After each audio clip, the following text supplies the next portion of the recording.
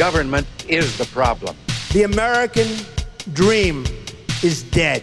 There is not a liberal America. Make America and a conservative America great again. There is the United States of America. I solemnly swear that I will faithfully execute the office of President of the United States. Ask not what your country can do for you. So help me God. Ask what you can do for your country. Congratulations, Mr. President.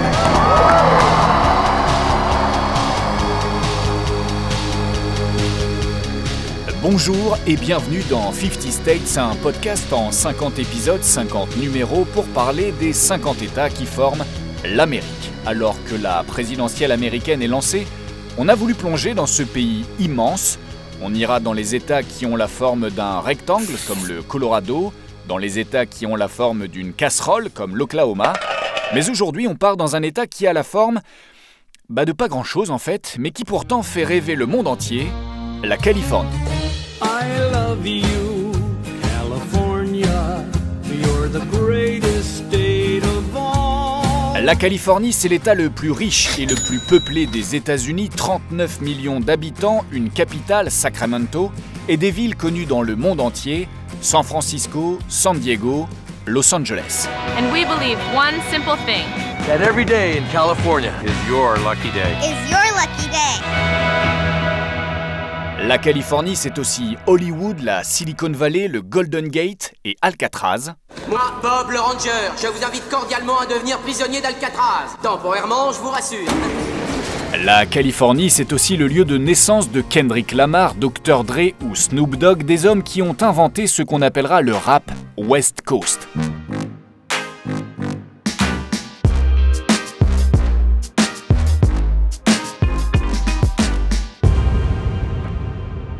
Si le rap, c'est pas votre truc, si vous êtes plutôt élève sérieux option latin-grec, sachez que la devise de la Californie, c'est Eureka, le seul État à avoir une devise en grec. Eureka, Eureka, Eureka, Eureka.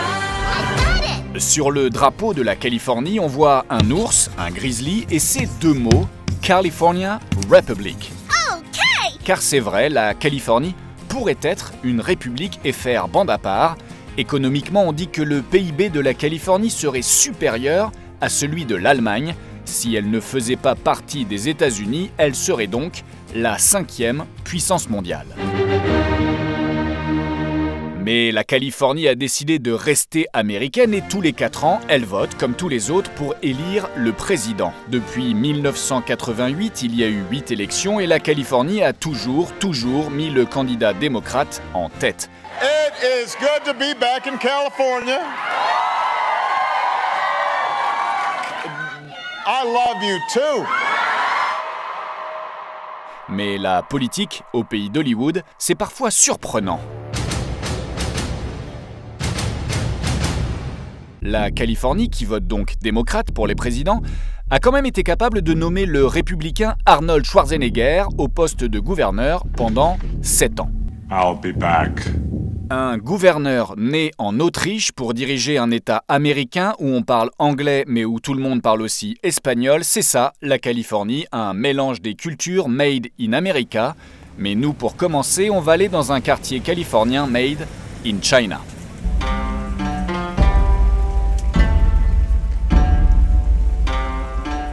Aux États-Unis, toutes les grandes villes ont leur quartier chinois, leur Chinatown.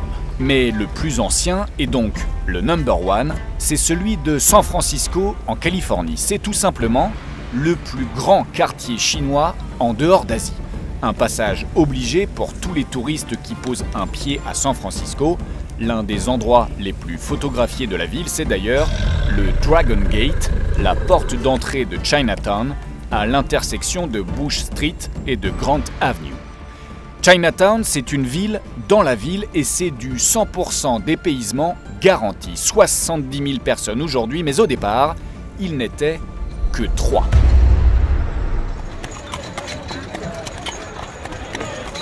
Nous sommes en 1848 en Californie, c'est la ruée vers l'or et certains Chinois veulent tenter le coup. Chaque jour, ou presque, San Francisco voit donc arriver des Chinois, la plupart du temps des hommes seuls, et ils deviennent tellement nombreux que dans la ville, on appelle leur quartier « Little Canton », une expression qui sera rapidement remplacée puisque, dès 1853 dans la presse, on a trouvé un autre mot, une autre expression, Chinatown. Il faut dire que les Chinois sont un peu forcés de rester entre eux car l'accueil des Californiens est, on va dire, particulièrement glacial. Ils n'aiment pas trop ces immigrés qui ont tout quitté, qui n'ont plus rien à perdre et qui acceptent n'importe quel boulot à n'importe quel salaire, même le plus minuscule.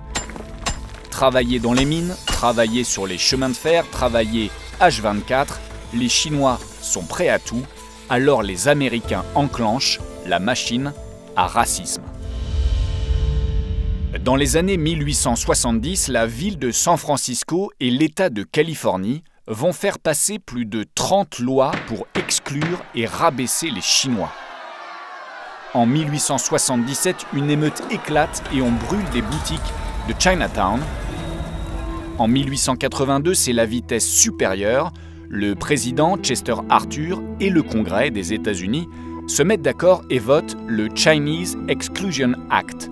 Pendant 10 ans, plus aucun travailleur chinois n'aura le droit d'entrer en Amérique. Now get the fuck out! Le racisme va même déborder un peu puisqu'en 1906, toujours à San Francisco, toujours en Californie, on crée la Ligue pour l'exclusion des Japonais et des Coréens. Are you fucking kidding me? En 1922, une nouvelle loi qui prévient toutes les femmes américaines, si vous épousez un étranger, mais en clair un asiatique, alors vous perdrez votre nationalité américaine. Après Pearl Harbor, le sentiment anti-asiatique atteindra son climax et ce n'est qu'en 1965 que la loi sur l'immigration remettra les choses à peu près en ordre. Aujourd'hui, 15% des Californiens viennent d'Asie, 35% sont blancs, 39% sont latinos, 5% sont noirs. Bienvenue dans l'État multiculturel par excellence, bienvenue en Californie. We've been on the run, driving in the sun, looking out for number one. California, here we come. Pour parler de la Californie et mieux connaître cet État immense de 420 000 km², on a fait appel à Laurence Nardon, spécialiste des États-Unis, de tous les États-Unis, mais qui a clairement eu un crush sur la Californie. Bonjour 50 States, je suis Laurence Nardon et je suis responsable du programme de recherche sur les États-Unis à l'IFRI, qui est l'Institut français des relations internationales. Aujourd'hui, on va parler de la Californie. Est-ce que vous vous souvenez de la première fois que vous êtes allé en Californie? C'était quand et c'était quoi le premier choc quand on atterrit là-bas? La première fois que je suis allée en Californie, c'était au début des années 90. Ce qui est quand même très frappant en Californie quand on arrive, c'est la douceur de l'air et le côté méditerranéen de cette côte qui est très jolie, avec une lumière dorée, des palmiers partout. Et les Californiens qui sont quand même très particuliers par rapport au reste des Américains. Alors en quoi ils sont particuliers? Eh bien parce que y a cette idée, vous savez, de l'exceptionnalisme américain, l'idée que les États-Unis ont été désignés par Dieu, c'est une idée très religieuse en réalité, cet exceptionnalisme américain, l'idée que les États-Unis ont reçu, comme un peu un peuple élu, la mission d'amener le monde vers la démocratie et la prospérité, etc. Et que, au sein même des États-Unis, c'est en allant vers l'Ouest que cette destinée s'accomplit. Et donc, quand on est aux États-Unis, on est déjà un peu le peuple élu, mais quand on est arrivé sur la côte pacifique au bout des États-Unis, en quelque sorte, là, on est vraiment le peuple élu du peuple élu. Donc les Californiens ont cette idée d'eux-mêmes comme l'avant-garde intellectuelle, politique, sociale de l'Amérique. Alors la Californie, un peuple élu, vous venez de le dire, et aussi un peuple multiculturel, on l'a dit en intro de ce podcast, et ça, ils aiment bien le mettre en avant. Oui, c'est vraiment un État très multiculturel, et d'ailleurs, c'est dans cet État qu'on a commencé à parler d'identité avec un trait d'union, c'est-à-dire en américain de hyphenated identities, c'est-à-dire l'idée de dire systématiquement qu'on est indien, américain, pour les gens qui sont venus d'Inde, ou mexicain, américain, ou pour les plus progressistes, vous dites que vous êtes européen, américain. Alors quand on voit ce côté multiculturel, et plus généralement quand on pense à la Californie, on pense à la richesse de l'État, son côté progressiste, et pourtant dans les grandes villes, ce qui frappe, c'est aussi l'extrême pauvreté de certains quartiers. Oui, parce que la Californie est un État extrêmement libéral au sens économique du terme, où l'idée que l'individu doit s'en sortir tout seul, sans aide de l'État, que ce soit l'État fédéral, qui est très lointain de toute manière quand on est sur la côte ouest, ou de l'État californien, on doit s'en sortir tout seul. C'est pour ça qu'il y a autant de SDF dans les rues, parce qu'il y a les programmes sociaux sont très maigre et très déficient, alors même que c'est un État démocrate. Donc on voit bien que pour nous, un État démocrate, on va se dire que c'est un État de gauche et on va donc penser que l'État fait beaucoup de redistribution sociale pour les plus pauvres. En réalité, c'est pas vraiment le cas. Il y a beaucoup de choses qui sont laissées au bon vouloir de la philanthropie privée et pour le reste, on est dans la mentalité, ça sera ils sont dans la rue, il faut qu'ils s'en sortent par eux-mêmes. Oui, parce que c'est très libertarien. C'est l'idée que l'individu doit s'en sortir seul et que l'État n'est pas là pour aider les gens.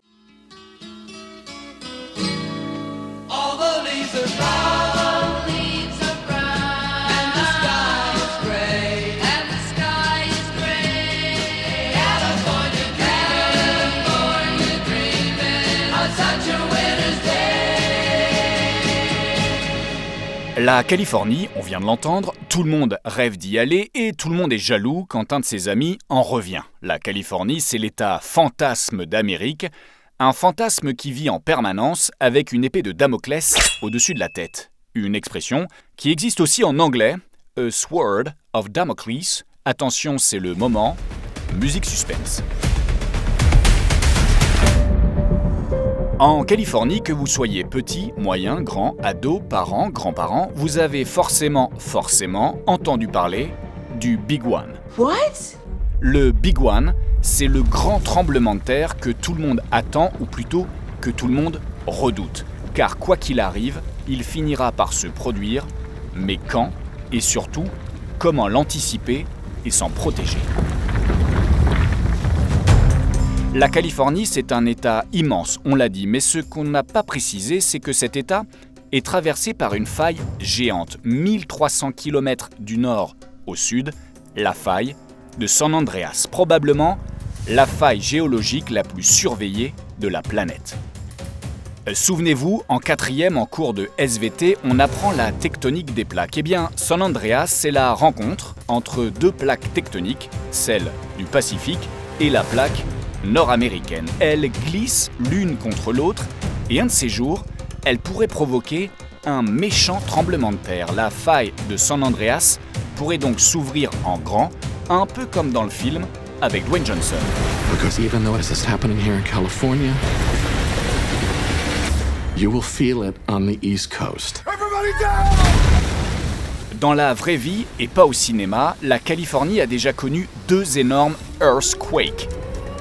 En 1857 près de Los Angeles, mais surtout en 1906 à San Francisco, un séisme de 7,8 sur l'échelle de Richter détruit la ville, pulvérise la région et tue 3000 personnes.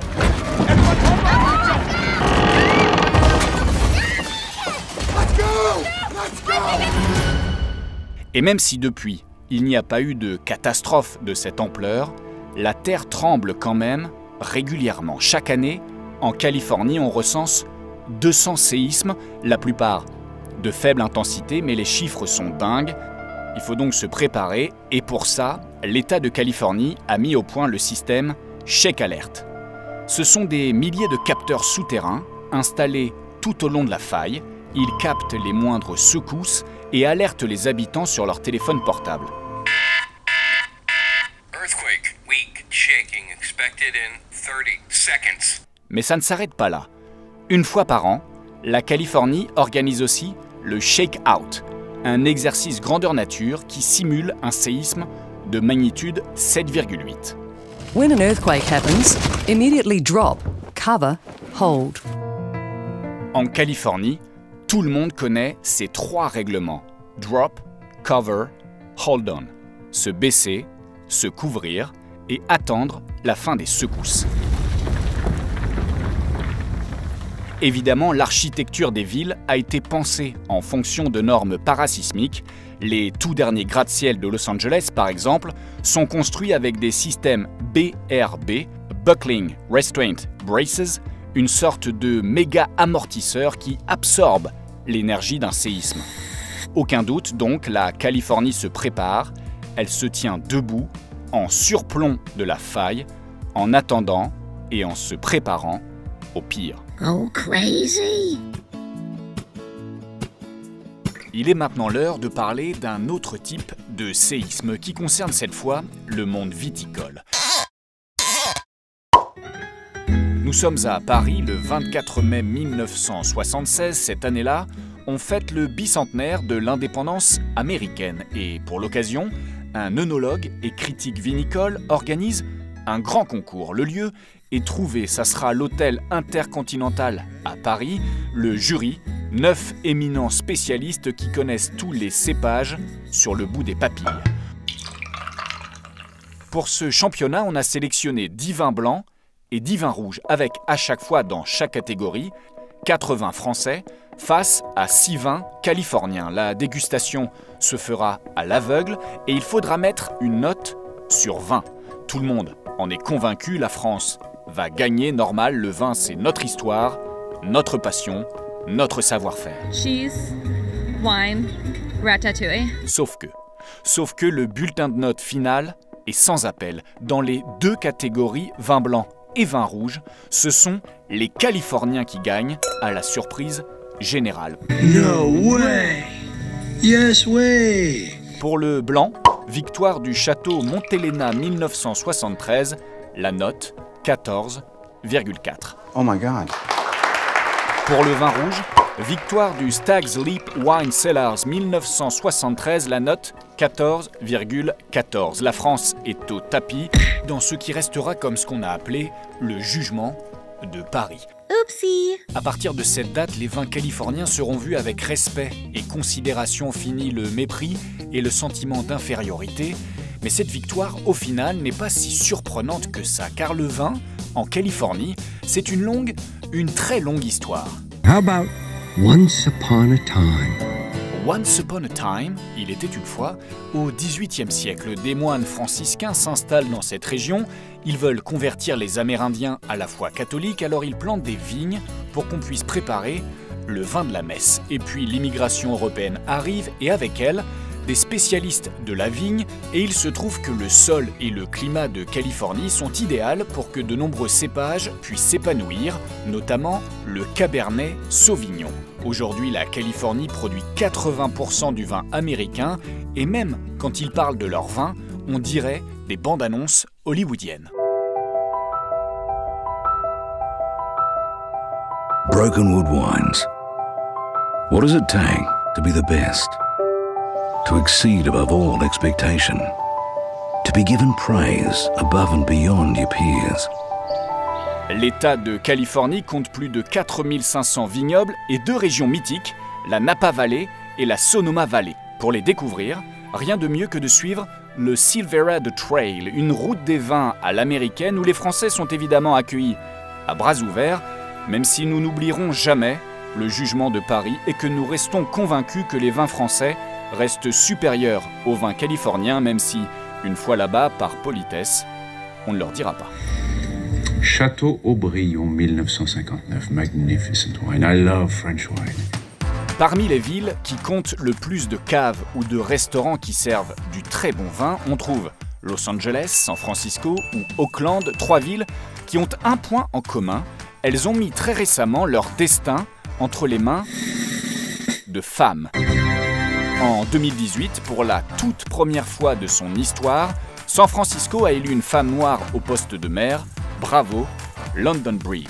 I'm London Breed. I am president of the San Francisco Board of Supervisors and soon to be mayor of the city and county of San Francisco. En 2022, pour la toute première fois de son histoire, Los Angeles a élu une femme noire au poste de maire. Bravo, Karen Bass. Now, no matter who you voted for, no matter who you are or where you live, I will be a mayor for you.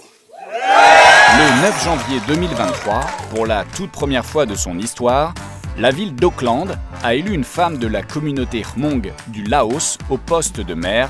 Bravo, Cheng Tao. I stand up here so proud so proud of just having the honor, the incredible honor of being entrusted with this awesome role of being Oakland's next mayor. L'histoire de Cheng Tao mérite quelques minutes car elle représente la quintessence du rêve californien et donc du rêve américain.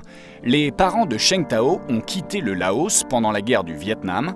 Ils s'installent en Californie, dans la petite ville de Stockton. La famille est pauvre, il y a 10 enfants qui s'entassent dans un logement de fortune. À 17 ans, Cheng quitte l'appartement. À 20 ans, elle est victime de violences conjugales, elle se retrouve enceinte et sans abri, une homeless, comme on dit aux États-Unis. Après avoir accouché, elle va vivre pendant de longs mois dans sa voiture avec son fils. Et aujourd'hui, c'est donc elle qui dirige Oakland, qui n'est pas une petite bourgade, mais la 8e plus grande ville de Californie, 440 000 habitants et une équipe de baseball légendaire, les Athletics, 9 titres de champion de Major League Baseball, un logo et un maillot hyper stylé. Oh, that's cool. Mais revenons à Cheng Tao, qui est donc un cas d'école de l'American Dream. Et elle a puisé dans sa vie privée pour inspirer ses politiques publiques. Sous sa direction, Oakland a été nommée première ville sanctuaire de Californie en termes d'avortement. Femmes enceintes de tout le pays, si vous voulez venir avorter à Oakland, nous serons là pour vous. Dans le contexte actuel, c'est un message fort. I'm excited to get to work, to build this new Oakland. Let's roll up our sleeves, Oakland, and let's get to work.